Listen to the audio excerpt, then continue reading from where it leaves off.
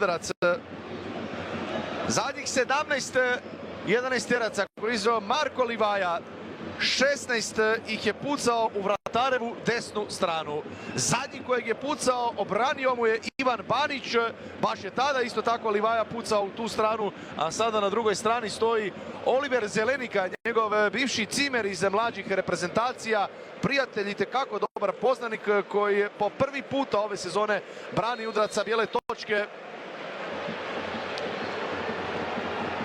Livaja ili Zelenika, opet ide Livaja vrataru desno, Zelenika je pogodio stranu, međutim lopta je u mreži, Hajduk vodi 1:0.